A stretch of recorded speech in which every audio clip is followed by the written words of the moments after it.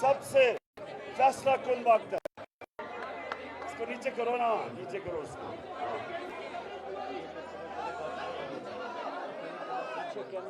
कराची बार मैं आपके सामने एक पैगाम लेके आया हूं। अगर ये NRO2 ये जो दूसरी दफा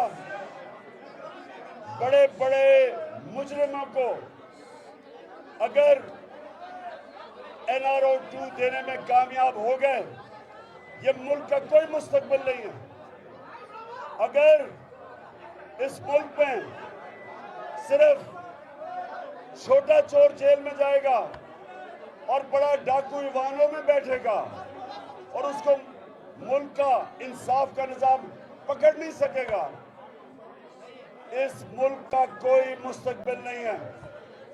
मैं आपकी वकला कम्युनिटी के पास इसलिए आया हूं कि आप वो लोग हैं जो समझते हैं रूल ऑफ लॉ, कानून की हुक्मरानी आप समझते हैं, और अगर कानून की हुक्मरानी की धज्जियां उड़ाई गई कि ताकतवर पैसा चोरी करके बाहर चला जाए और बाहर से वापस NRO लेके आ जाए, फिर मुल्क लूटे, फिर बाहर चला जाए, इस मुल्क का कोई मुस्तकबिल नहीं है अगर हमने ये होने दिया।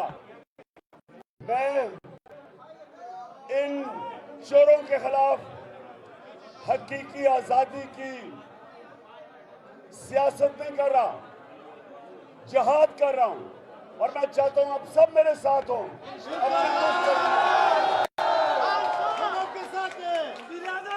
और इंशाअल्लाह मेरे जो पाकिस्तान की लीगल कम्युनिटी है, जो हमारे इस मुल्क के वकला हैं, इंशाअल्लाह वो अब जिस तरह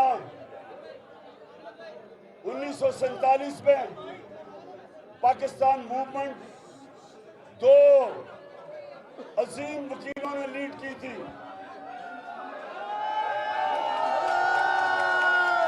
ये वक्त आ गया कि हकीकी आजादी के लिए मेरे सारे पाकिस्तान के वकला खड़े हों, रूल ऑफ लॉ के लिए, इंसाफ के लिए। और ये जो डाकू पैसे लूट के बाहर NRO के लिए वापस फिर लूटो और फिर बाहर, इस बारी अगर ये कामयाब हो गए, मैं फिर से कहता हूं हमारे मुल्क का कोई मुस्तकबिल नहीं है।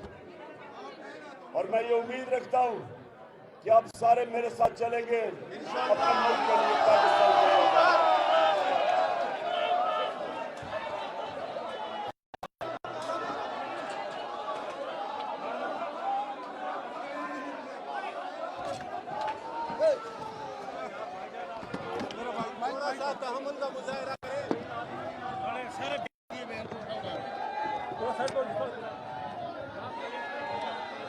भाई कहाँ गिरा?